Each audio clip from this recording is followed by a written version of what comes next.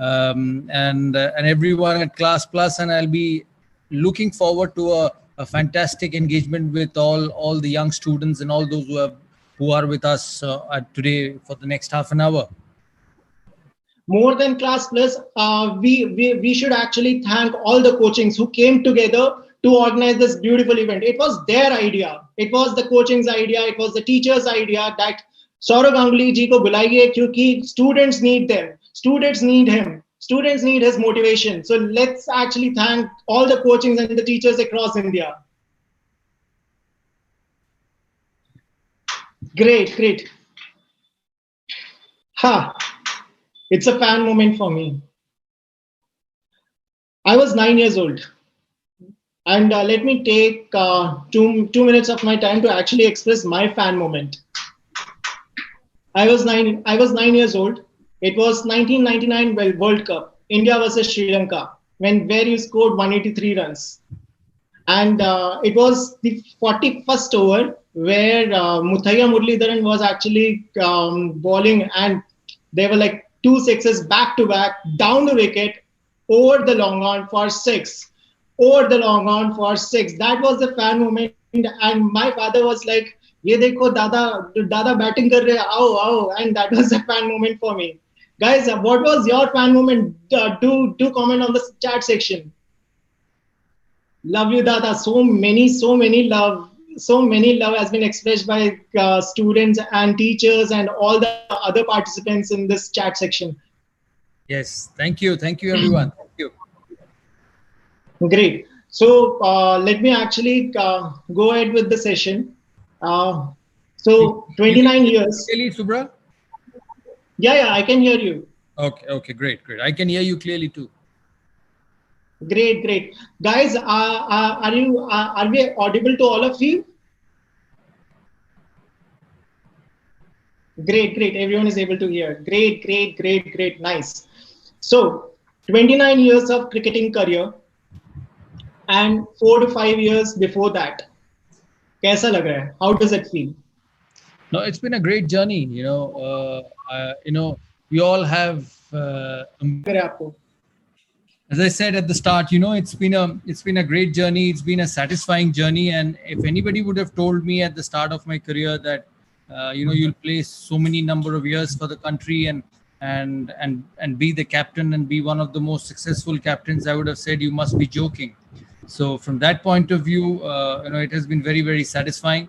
It has been something which I've looked forward to and which I've thoroughly enjoyed. They say dreams come true. They really actually come true in life. And for all of us here, all of us who are in this chat and who are online with us, you must remember that you must believe in yourself and believe in your dreams. That's the only reason they come true. Great. So, Dada, there is one question that is always there in everyone's mind. That is, like students prepare for exam, employees work day in day out, and they always have this question that, "Kya main clear kar paunga exam ko?" Although they might be working really hard and they must be doing everything it actually takes to actually succeed. But वो question हमेशा रहता है कि क्या मैं successful होऊंगा, क्या मैं हो पाऊंगा, क्या एग्जाम क्लियर होगा कि नहीं होगा. ये सारे जो सवाल आते रहते हैं वो आपको भी आए होंगे as an 18-year-old, right? So how you used to cope up with it?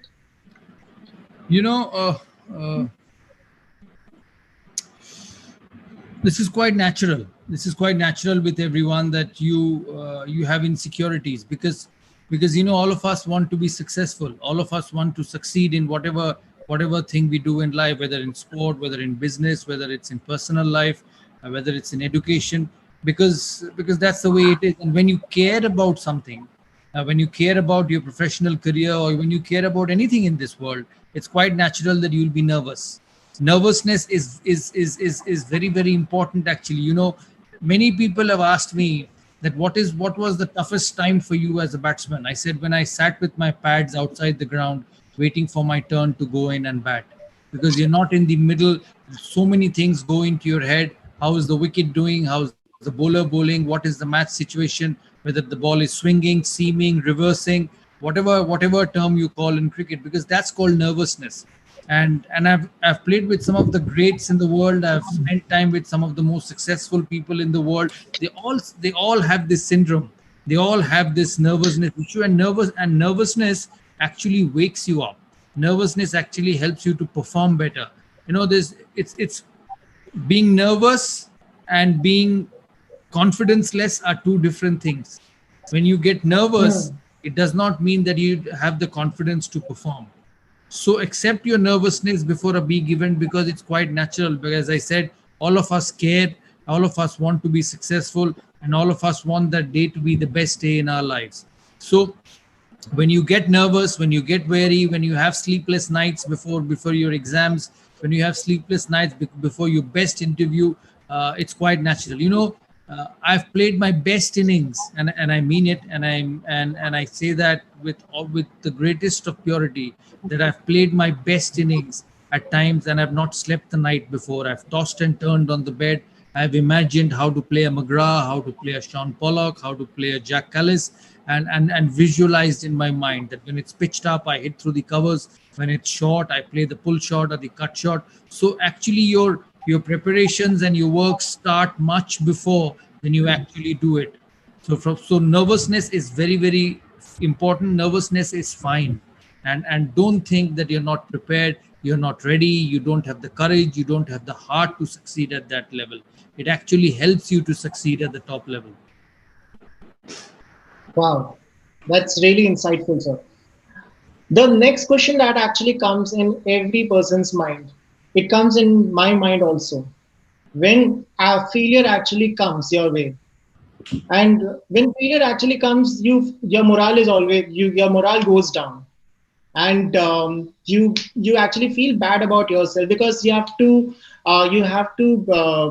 communicate it to your family, your society, your friends, everything, and it becomes a very difficult situation for anyone.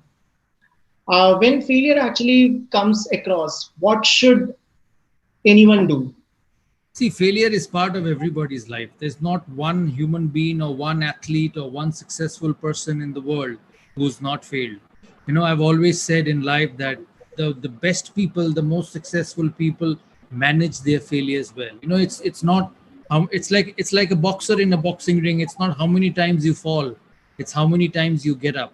And that's what makes a successful boxer in a career. And I think everybody has to prepare for failures. Everybody has to understand that every day is not the same, and there will be unsuccessful days. It's happened to the best in the business. Look at the great Sachin. Number of matches he's played, what he's achieved as a player is remarkable. He has had 100 international hundreds, which is a phenomenal number from anyone. But having said that, he's played about 700 games for India. So there have been times when he's had to manage with bad periods, when he had to manage with tough times, when things don't go your way. But what he did so well, that every time he got in, every time he got set, and every time he was batting well, he made it a big score. So when your time comes, when you're doing well, make it so good, make it so successful that it covers up for your failure. Because best in the business fail. And in your journey to be successful, in your journey to achieve what you want to achieve, failures will happen. And as I said at the start of your question, that life is all about failure management. Success will happen. The greatest in the world succeed more than they fail, but they do fail. You must accept that. You must accept that failures will help you to learn better. It does. When you hit a delivery which is wide outside the off stump and get nicked or caught behind, or when you appear for an examination and you know from the back of your mind that maybe you've not prepared that much, maybe you could have done a bit better. It actually helps you to come out better in the next, because life is a challenge every day. You wake up to succeed, and you wake up to perform, and you wake up to do well all the time. So you have to adjust your failures with your success. But remember one thing: make sure that your success percentage, if you rank out of 10, is more than your failures, because it's happened to the best, and it's going to happen to you as well. So, sir, would you like to share your journey between 1992 and 1996? Because that will be really relatable for a lot of students.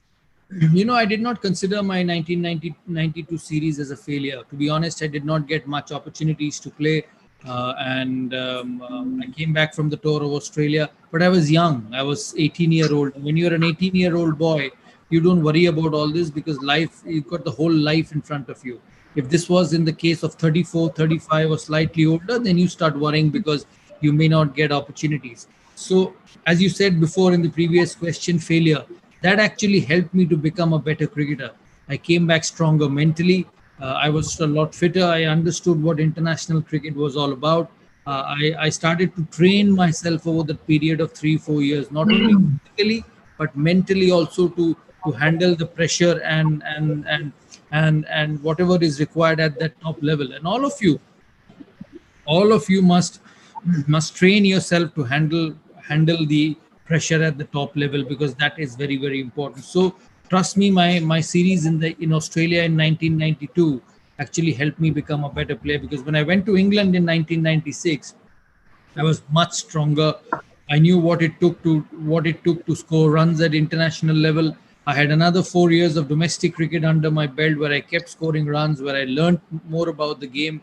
I learned about the intricacies of scoring at the top level, and went on to become a better player. I played more than 450 games after that for India, but I But always sorry, sir. Can we actually have a mix of Hindi and English? The audience wants it in Hindi also.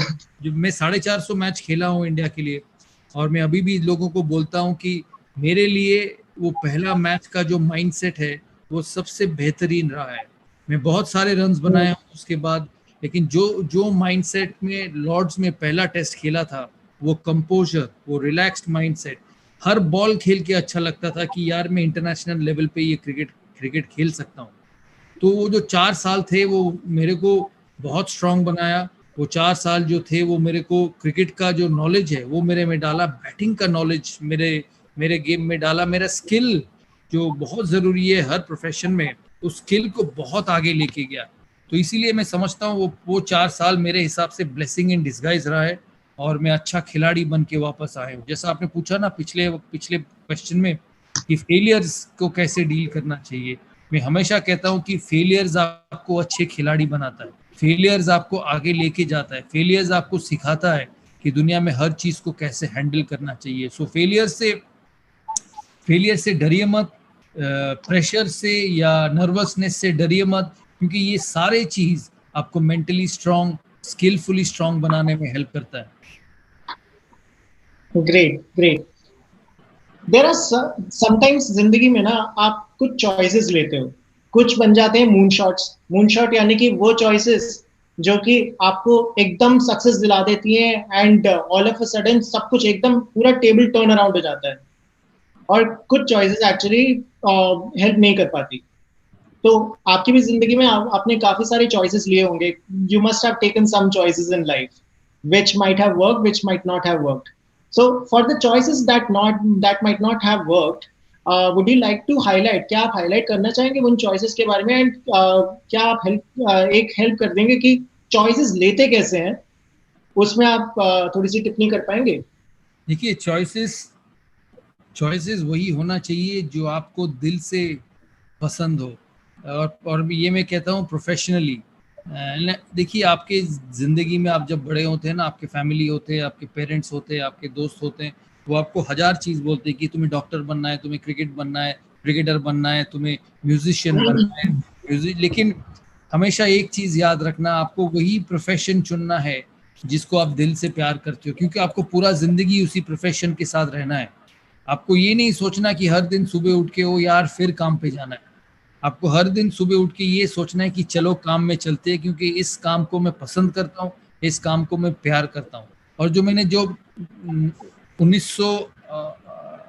1989 से 2013 तक, जब तक मैं cricket खेला भारत के लिए, state के लिए, फ्रेंचाइज के लिए, मुझे हर दिन सुबह उठ के यही सोच होता था कि चलो आज जाके देश के लिए, फ्रेंचाइज के लिए, स्टेट के लिए रन बनाएंगे.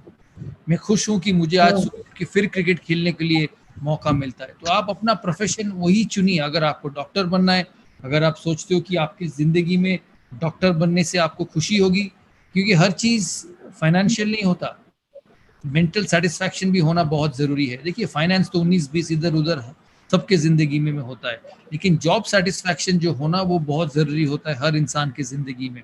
तो ऑप्शंस उसी को बनाएं जिसको आप पूरी जिंदगी साथ में ले जा सकते हैं। देखिए गलती हर इंसान में होता है, फेलियर्स होता है, कहीं कहीं आपके ऑप्शन सही नहीं होते, कहीं कहीं आपके ऑप्शंस में आप सक्सेसफुल नहीं होते, तब आप लाइफ आपको दूसरा स्टेज में लेके चले जाते हैं, दूसरे ऑप्शंस में लेके चले जाते हैं।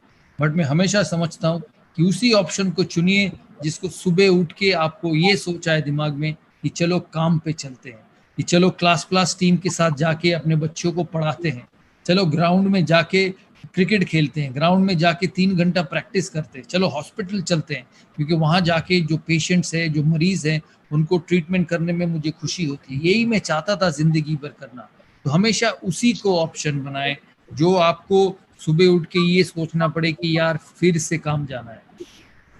So, as Dada said, students and every participant in this group, as Dada said, select only that career which actually gives you happiness. You should feel good that Absolutely, when you're happiness and job satisfaction. Yeah, exactly. When you're actually going out for work in the morning, आप लोगों को ये feel आना चाहिए that yes, today I'll be doing something really good, something really exciting and really insightful words, sir. काफी ये कुछ ऐसे शब्द हैं जो कि काफी important है for anyone, for people like me also, for people who are students as of today or who are preparing for some exam. It's not कि वो प्रेशर के लिए काम कर रहे हैं या फिर एग्जाम दे रहे हैं, इट्स अबाउट कि आप चाहते हो उस चीज के लिए, इसलिए आप कर रहे हैं। Really insightful sir how much is empowering your comrade and having faith in your friend colleagues helps in becoming successful and building a successful team. मतलब एक अपने टीम पे जो विश्वास होता है वो विश्वास रखना एंड उनको एम्पावर करने से एक सक्सेसफुल टीम कैसे बनाया जाता है, एक सक्सेसफुल लीडर कैसे बनाया जाता है।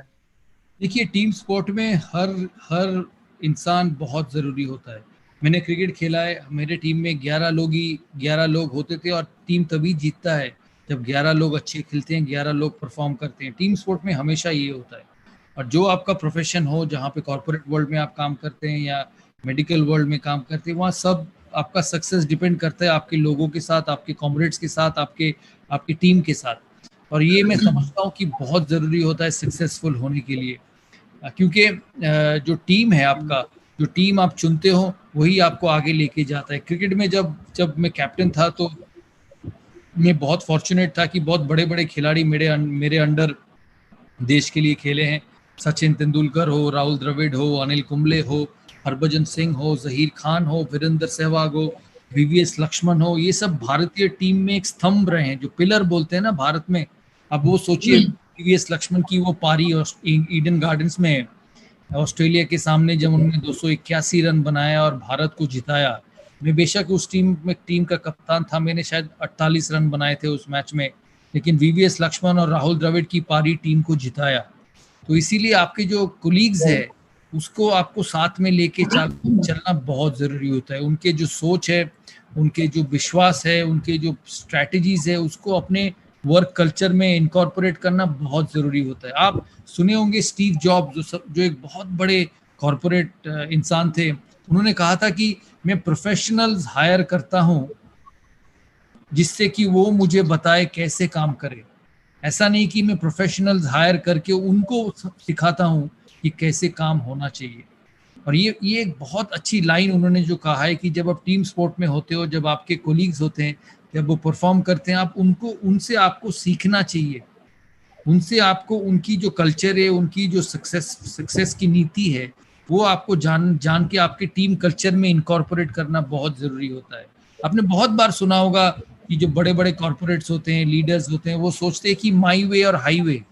ऐसा नहीं चलता लाइफ में। मैं दिल से विश्वास करता हूँ कि अच्छे टीम, सक्सेसफुल यूनिट्स, अच्छे ब्रांड्स तभी बनते हैं जहाँ पे सबकी सुनी जाती है। ट्रस्ट होना बहुत जरूरी है। जैसा मैंने आपको कहा कि मैं जब भारत के लिए खेला तो बहुत बड़े बड़े खिलाड़ी उस टीम में थे और मेरा ये काम था कि मेरे ऊपर उनका विश्वास जो हो, उनको बहुत सख्त करें। आपको एक स्टोरी बताता हूँ। अनिल कुंबले जैसे एक खिलाड़ी जो शायद भारत में सचिन तेंदुलकर के साथ। So can we mix both Hindi and English ताकि थोड़ा सा आसान हो जाए, क्योंकि स्टूडेंट्स इंग्लिश भी बोल रहे हैं, हिंदी भी अनिल बोल रहे कुंबले जो खिलाड़ी हैं, he was an outstanding player, you know, he was a great player and he played for India for a long period of time। बहुत समय वो भारत के लिए खेले हैं। तो मुझे अभी भी याद है, हम ऑस्ट्रेलिया जा रहे थे 2003 में, हमारे लिए बहुत बड़ा टूर था। It was a big series for us and there was little questions about Anil Kumble's position in the side because a lot of people felt that he wasn't bowling well overseas. India needed a left arm spinner because Daniel Vittori had just done well against Australia a month before that. So there was a lot of questions about his selection in the team. I knew I would face that challenge when I go to the selection committee, but I stuck my neck out for Anil Kumble. एक समय ऐसा था कि selectors ने मुझे कहा कि अगर भारत अच्छा नहीं खेलता या अनिल कुंबले से अच्छी परफॉर्मेंस नहीं होती तो आपको पहले हम निकालेंगे, उसके बाद हम किसी और के बारे में सोचेंगे। मुझे पता था कि ये जो सारे डिस्कशंस थे, all the discussions which were happening in the selection meeting would go out, would go to Anil, would go to colleagues. Finally, Anil Kumble got selected in the team on the tour to Australia. Not only did Anil finish as the best bowler in the tour of Australia, वो साल उनके लिए सबसे बड़ा साल था उनका cricket career में। उन्होंने 70 से 75 विकेटें ली साल में और उनकी क्रिकेट हिस्ट्री में उनके लिए सबसे सक्सेसफुल साल रहा है। और मैं जो क्लास के लोग हैं यहाँ पे जो सुन रहे हैं, those who are listening to this, you know, in your journey to be successful in your long professional career, the greats in the business will have tough periods. और अगर आपको अच्छे लीडर बनने हैं, अगर आपको उसी इंस्टीट्यूशन, उसी टीम, उसी कल्चर को आगे ले जाना है, तो अब एक तो अपने खिलाड़ियों का ट्रस्ट बिल्ड करना है, क्योंकि जब आप किसी खिलाड़ी के साथ देते हो, किसी आपके कोलीग के साथ देते हो, ये मैसेज पूरे बाकी कोलीग्स में जाता है कि मेरे भी जब टाइम खराब आएंगे, मेरे से भी जब विकेटें नहीं होगा, the day I will not be able to perform, my leader, my captain will be next to me. I think this is very, very important, the trust and faith, because when people have, when the best in the business, when you send that sort of a message in the team with your great players, it actually builds the team. It actually makes everyone believe that when the chips are down, my leader is with me.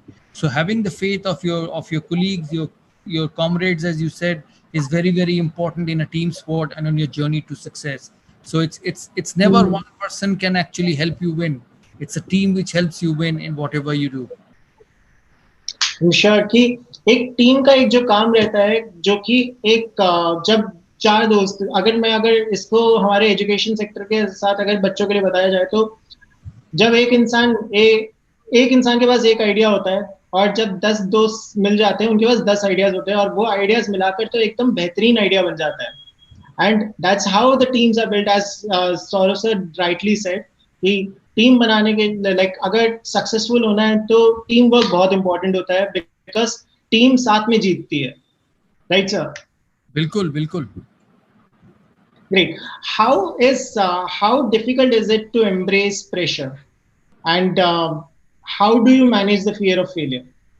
मतलब pressure को handle करना कितना मुश्किल या आसान होता है, और जो फियर ऑफ फेलियर होता है, देखिए प्रेशर एक बहुत इंपॉर्टेंट चीज होता है हर इंसान के प्रोफेशनल करियर में। इंपॉर्टेंट इसीलिए कहता हूँ क्योंकि ये ऐसा चीज है जिसको आप अवॉइड नहीं कर सकते। आप नर्वसनेस अवॉइड नहीं कर सकते, आप प्रेशर अवॉइड नहीं कर सकते, क्योंकि ये part and parcel of professional life है। ये सोचिए, जब मैं और सचिन भारत के लिए ओपन करने के लिए जाते थे, when we used to go out and open, 70,000 80,000 कहीं स्टेडियम्स में 1 लाख लोग मैच देखने आते हैं, और सबका जो आंख है, सबका जो सोच है, वो आप दोनों के ऊपर है। तो इससे बड़ा प्रेशर तो हो नहीं सकता। मुझे अभी भी याद है, मेरा पार्टनर था, वो कभी स्ट्राइक लेने के लिए तैयार नहीं होते थे। तो मैंने उनको एक दिन कहा, यार तुम क्यों स्ट्राइक नहीं लेते हो पहला?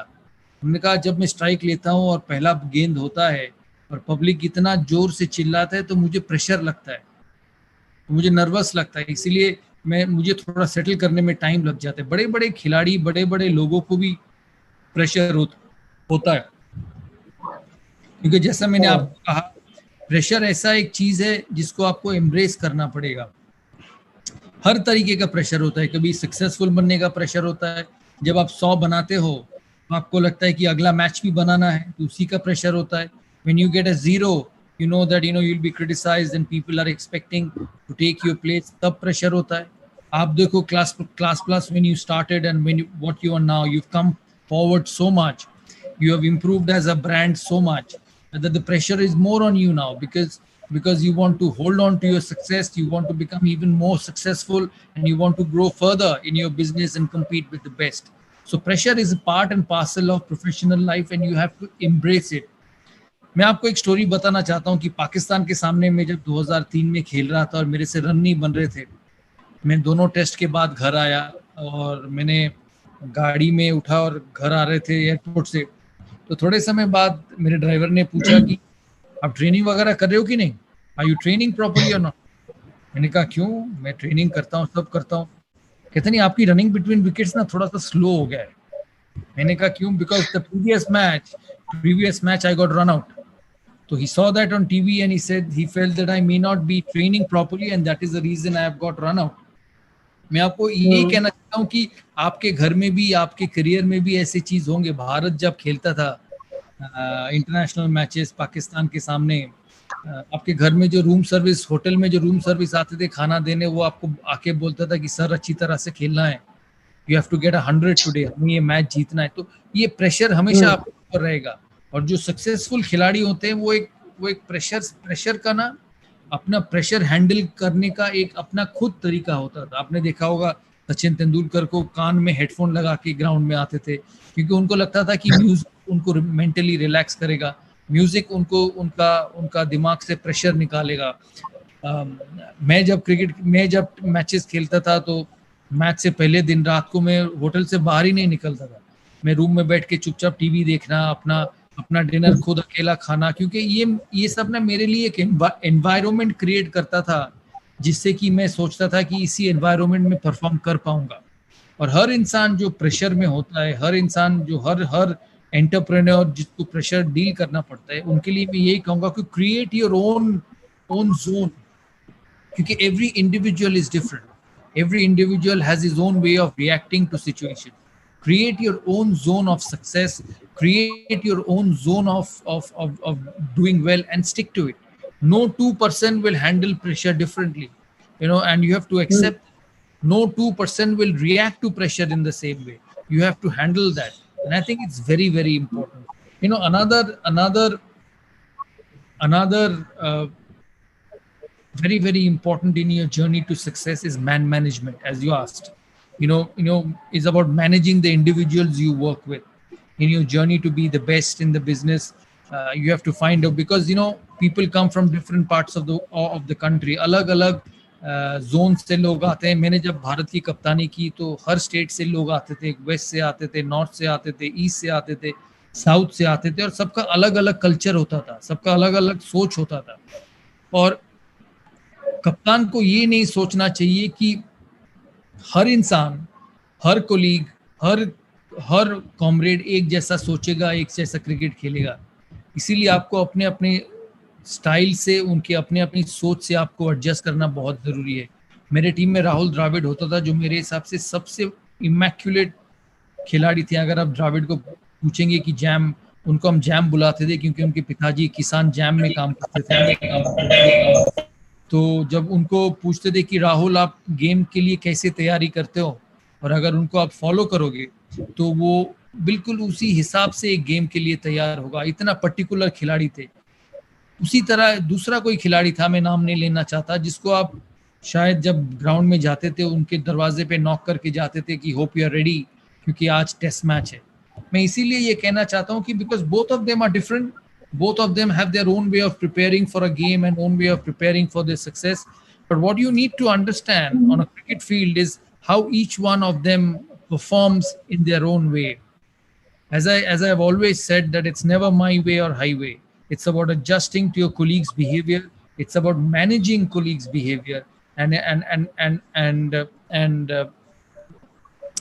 providing him a platform to perform at its best. I'll tell you a story about me opening with Virender Sehwag in England, that famous 325. 325 325 chase which we did in Lords in the NatWest final.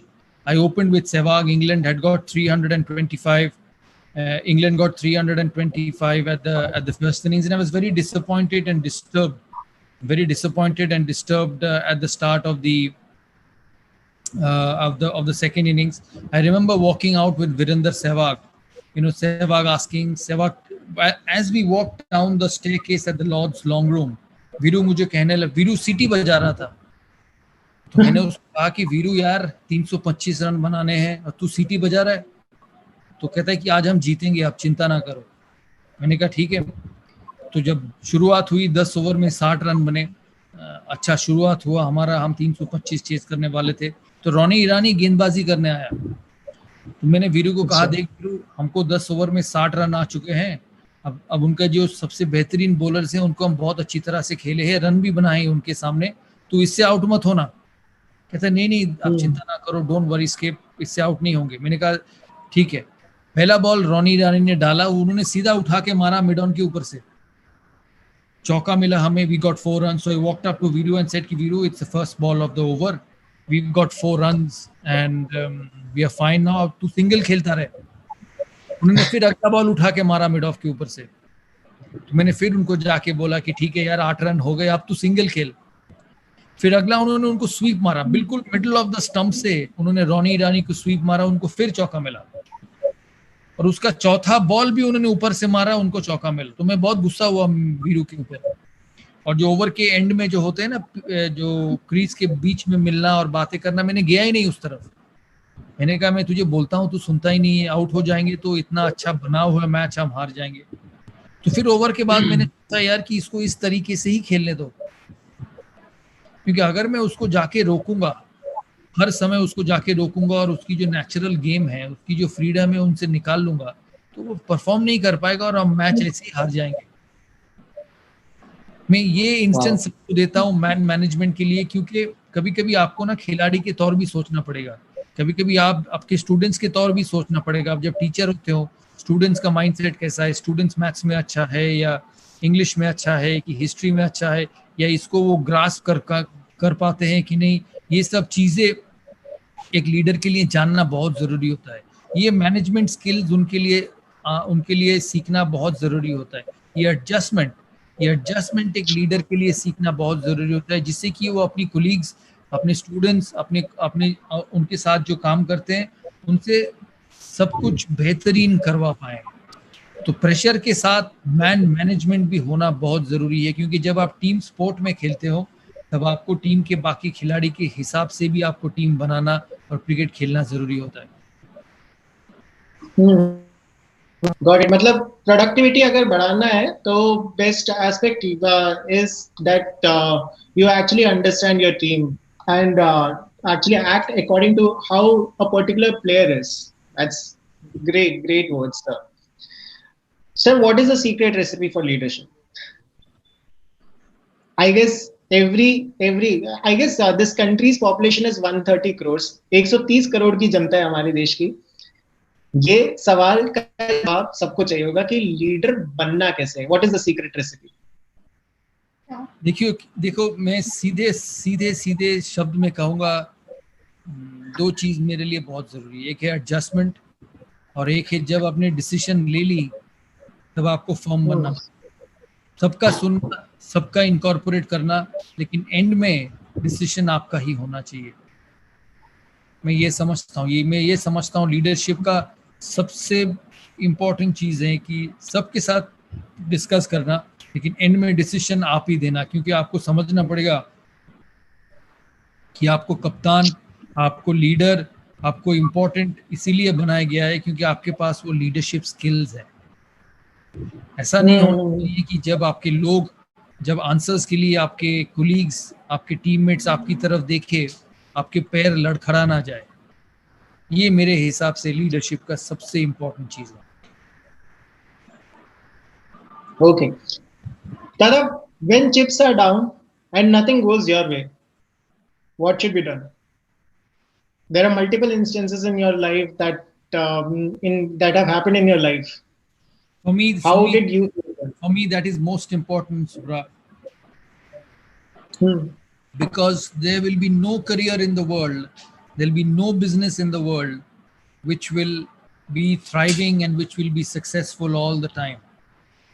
Because it is quite normal that, you know, nobody's graph can be just only upward going right throughout your professional career. आपके खराब दिन आएंगे, आपके बारे में लोग सोचेंगे कि यार इससे अब होगा नहीं, इसका यूज बाय डेट खत्म हो गया है, हमको नए बंदे चाहिए हमारी बिजनेस को आगे ले जाने के लिए, हमारी कॉलेज को आगे ले जाने के लिए, हमारी टीम को आगे ले जाने के लिए।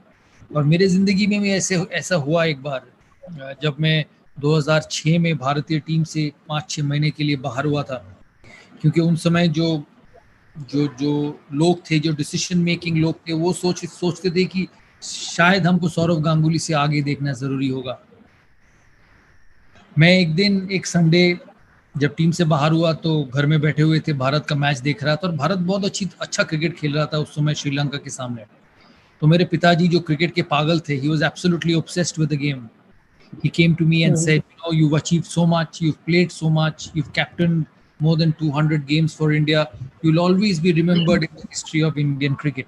मुझे नहीं लगता कि आपको ये टीम में फिर लेंगे। तो मैंने कुछ बोला नहीं उनको। फिर नेक्स्ट वीक वो फिर आए मेरे पास, भारत और जीत रहा था। तो उन्होंने कहा कि ऐसे समय जा रहा है, with time it's becoming difficult. I told him, listen, I've got 2 options. Either I give up or I give it a try. मैं 33 साल का था तब, और मुझे पता था कि जब 40-41 बन जाओगे तो स्पोर्ट्स में वापस आना बहुत मुश्किल हो जाता है। सब कुछ का एक टाइम होता है। तो मैंने उनसे बात की। मैंने उनको कहा कि मैं कोशिश करूंगा, देखते हैं आगे क्या होता है। 4 महीने बाद मैं वापस आया साउथ अफ्रीका के सामने। मैं जब साउथ अफ्रीका जा रहा था टेस्ट के लिए, तो मेरा एक दोस्त ने कहा, यार तुम इंडिया में कम बैक कर लेते, क्योंकि south Africa is a very strong team, they have the best fast bowlers in the world, green pitches. ऐसे देखो, 2 चीज हो सकता है, अगर मैं इंडिया में कम बैक करूं और आसान पिचेस पे रन बनाऊं, और साउथ अफ्रीका जाके रन बनाऊं।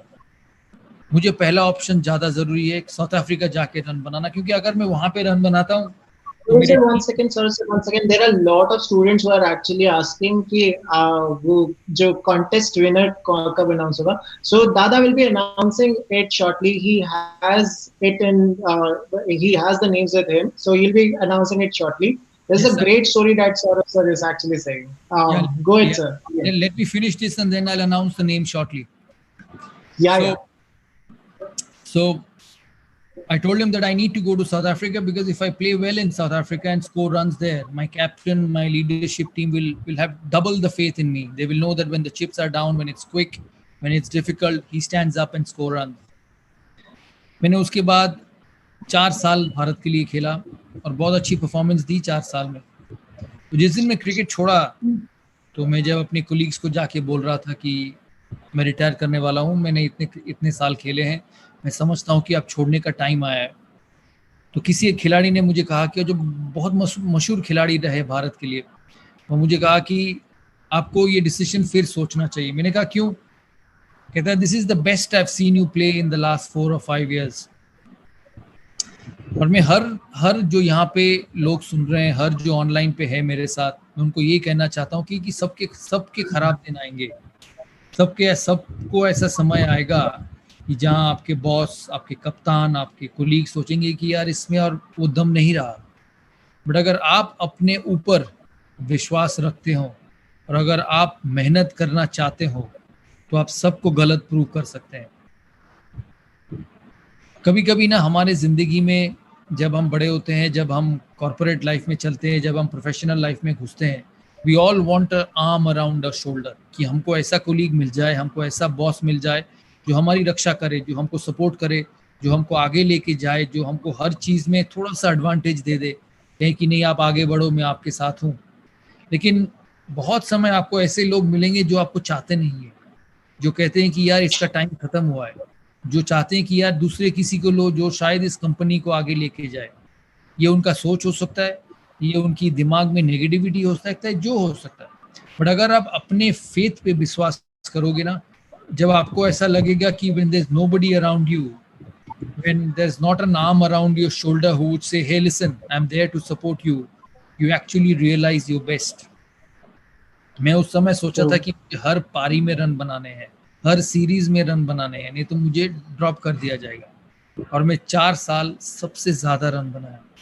और मैं हर इंसान को ऐसा कहना चाहता हूँ कि आपके कोलीग जब आपको बोलते हैं ना कि आपसे होगा नहीं, ये कभी कभी आपके लिए अच्छा होता है, क्योंकि आपको आपका वो जो कंफर्ट जोन है, आपका जो इजी जोन है, आप उससे निकल जाते हो और आप ये सोचते हो कि यार हर पारी, हर काम, हर प्रोजेक्ट मेरे लिए आखिरी प्रोजेक्ट है। और उसमें आपकी जो पोटेंशियल है, उसमें जो आपकी कैपेबिलिटी है, एबिलिटी है, वो 2 गुना ज़्यादा बढ़ जाता है। तो सबको मैं ये कहूँगा, to all the students, to all the corporates, when the chips are down, just give your best shot, because I can guarantee you that you will realize your best potential during that period, because you know all that you have to succeed is your own talent, is your own hard work, is your own skill. There's nobody around you, and you actually realize your best. You actually realize your best even more when the world was fine, when everybody believed in you, and everybody said you are a champion. So it's not over when the chips are down for you. It's not all over when you actually believe that the world is against you. You actually realize your best potential. तो जब आपका दिन खराब आए, जब लोगों के विश्वास आपसे उठ जाए, आप उतनी ज़्यादा मेहनत करना जिससे कि आप और ज़्यादा सक्सेसफुल हो। क्योंकि हमेशा एक चीज़ में बिलीव करना कि if you don't believe it's over, it's never over. Always remember. Great. At the end of the session, we will be actually giving out not just the contest winners will be announced. At the same time, we'll be rolling out certificate of participation for this particular event. So great. Let's open up questions for the public. Guys, you can ask few questions. Nice. Who's your role model is the first question that has come. Who's my role model? Who was your role model? You know, when I started young, I used to watch Sunil Gavaskar and Kapil Dev. The 1983 World Cup actually changed my perspective to the game. When I kept playing, I loved Sachin Tendulkar play. You know, he was an absolute genius. I enjoyed David Gower when I was a young boy because he was a left-hander and I batted left-handed. David Gower and Alan Border. तो अब ये कह सकते हैं कि समय के साथ रोल मॉडल्स चेंज हुए हैं, बट शुरुआत में गावस्कर कपिल देव थे, फिर एलन बॉर्डर डेविड गावर हुआ, फिर उसके बाद सचिन तेंदुलकर बने। तो रोल मॉडल्स समय के साथ चेंज होते हैं इंसान के। Nice. There is one more question on I'm not sure if I should ask this, but this sounds very interesting. That moment when you actually removed the t-shirt. How was that moment? What was that moment? It was happiness, you know, and I remember even after playing, even after retiring, that video used to be shown by Star, and it is still shown. So I remember sitting next to my daughter one day when she was young, and she said, "आपने ये क्यों किया? ये तो TV में अच्छा लग नहीं रहा है." मैंने कहा मैंने इसीलिए किया कि मैं बहुत खुश था, भारत जीता था वो फाइनल, वो 325 वाला फाइनल। जब हम शुरुआत अच्छा किए, फिर एक समय 170 पे 5 थे, और उसके बाद युवराज सिंह और मोहम्मद कैफ ने आपको मैच जिता के ले गए।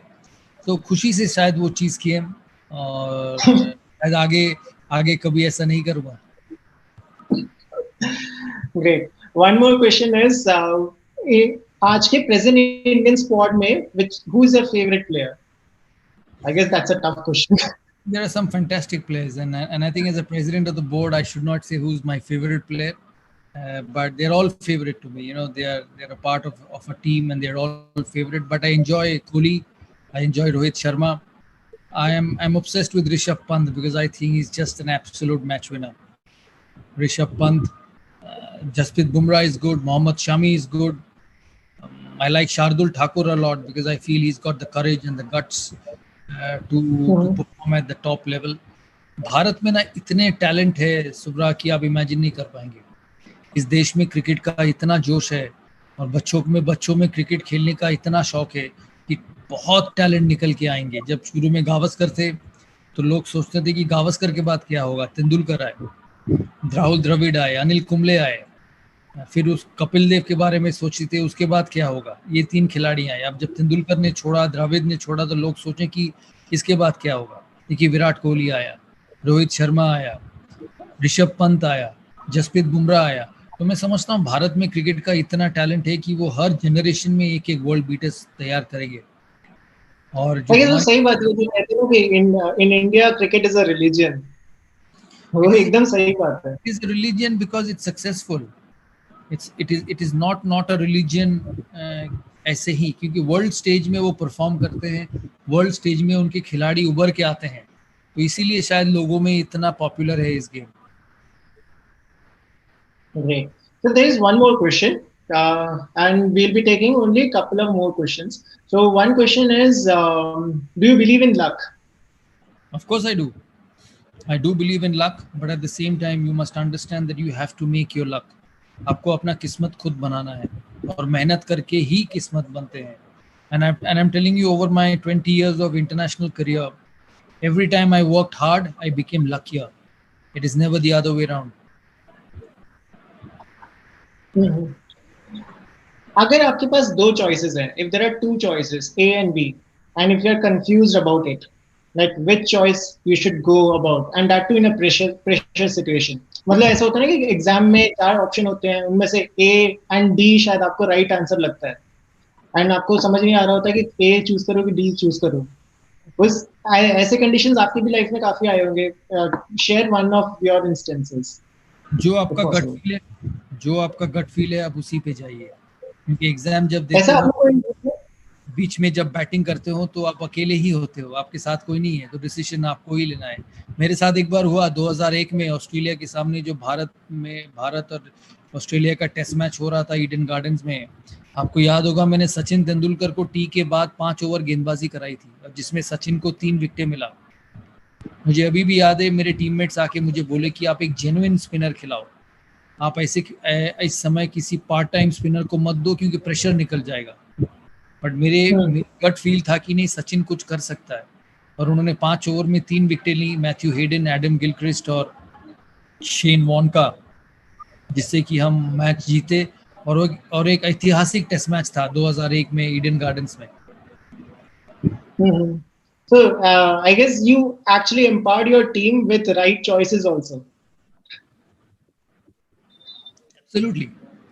Absolutely. Take every decision with honesty. It will work for you.